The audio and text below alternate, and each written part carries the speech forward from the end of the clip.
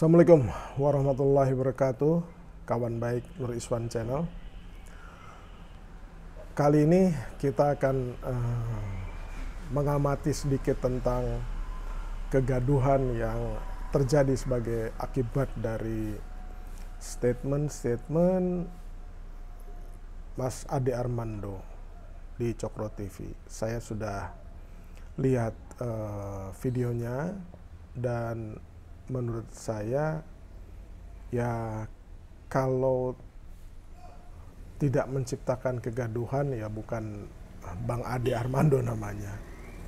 Walaupun telah berkali-kali hal ini diulang oleh Bang Ade dan juga rombongannya,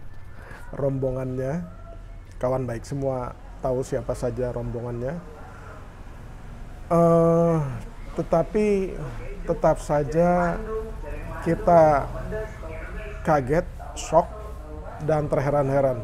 Bahkan banyak yang juga sudah memprotes karena Bang Ade memasukkan unsur keyakinan beragama dalam preferensi pemilih. Memang ada realita preferensi seperti itu, tetapi apabila itu dieksploitasi, itu dikhawatirkan menciptakan terganggunya kohesivitas antar umat beragama. Gitu. Saya kira Bang Ade kurang arif membangun analisa cara memenangkan politik dengan berusaha untuk mengkonsolidasikan suara yang berasal dari keyakinan umat beragama. Jadi ketika itu dibawa ke ruang publik oleh public figure seperti Bang Ade, ya tentu saja itu akan memicu reaksi dari publik luas. Kalau menurut saya ya keyakinan itu kan bersifat personal dan boleh berbeda-beda keyakinan dalam beragama tanpa harus dikaitkan dengan keyakinan dalam memilih, apalagi menakut-nakuti. Kalau suara umat beragama dari agama tertentu tidak bulat, maka dapat dipastikan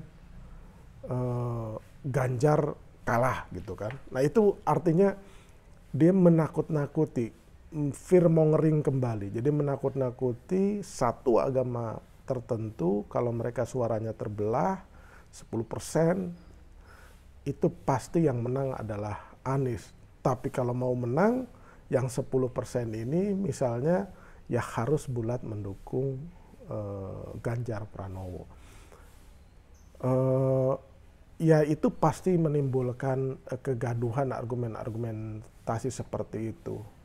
Kemudian kita melihatnya bahwa para pendukung Ganjar ini mulai panik dan mencari-cari argumentasi apa yang paling pantas untuk memenangkan dan meningkatkan suara Mas Ganjar Pranowo. Di beberapa survei suara Mas Ganjar Pranowo itu ada yang naik, tapi banyak juga yang mengatakan suaranya itu stagnan. Jadi suaranya itu kesulitan untuk dipompa kembali. Sementara lawannya, ya, yang kemungkinan menjadi lawannya, Mas Anies Baswedan, itu di beberapa survei itu mulai mengalami lonjakan-lonjakan suara, rata-rata 4%, sehingga jarak antara Ganjar dengan Anies itu udah semakin ketat. Nah kemungkinan besar statement-statement yang diberikan oleh Bang Ade oleh salah satunya itu adalah untuk meningkatkan dan mengangkat konsolidasi suara para pendukung Ganjar, tapi cara itu amat sangat tidak arif. Jadi soal agama itu adalah keyakinan personal. Jadi istilah salah satu tokoh itu menyebutkan, budayawan menyebutkan bahwa keyakinan agama itu adanya letaknya di dapur. Jadi di dapur itu yang kita sajikan itu adalah ke ruang tamu atau ke warung. Di warung, kalau di dapur itu ada ruang-ruang makan, yang kita sajikan itu adalah menu-menu terbaik. Ya kan, menu-menu terbaik. Nah, dalam konteks pemeluk beragama, keyakinan agama seseorang itu letaknya di dalam hati, ya kan, yang paling luas adalah di dalam keluarga, tetapi yang keluar dari orang atau seorang pemeluk agama itu harus yang bersifat namanya kebaikan, gitu. Jadi kebaikan dalam kehidupan sosialnya. Untuk apa seseorang menjadi pemeluk agama yang amat sangat taat, tetapi output yang dikeluarkannya itu adalah keburukan, adalah ketidaktepatan, adalah kegaduhan, membuat orang lain tuh tidak nyaman. Jadi mencampur adukan preferensi supaya seseorang atau sekelompok pemeluk beragama itu bulat suaranya mendukung seorang, itu sebenarnya langkah yang kurang tepat. Kalau Mas Ade dan rombongannya ingin mendongkrak suara Mas Ganjar yang lagi-lagi di beberapa survei stagnan, berikan pesan dari Mas Ganjar yang terbaik, ya kan? Berikan argumentasi, apa argumentasi yang paling baik sehingga masyarakat itu harus mendukung Mas Ganjar. Why Mas Ganjar gitu? Why is he? Mengapa harus dia jadi capres yang didukung? Yang kedua, ceritakan rekam jejaknya Mas Ganjar. Susun daftar prestasi Mas Ganjar ketika di Jawa Tengah, ketika menjadi anggota DPR. Apa rekam jejak Mas Ganjar? Ya kan? Apa legacy Mas Ganjar di Jawa Tengah yang sudah memasuki periode kedua? Itu masa yang lumayan panjang, 7-8 tahun Mas Ganjar memimpin di Jawa Tengah. Apa prestasi-prestasi yang menjadi orang ingat gitu di Jawa Tengah?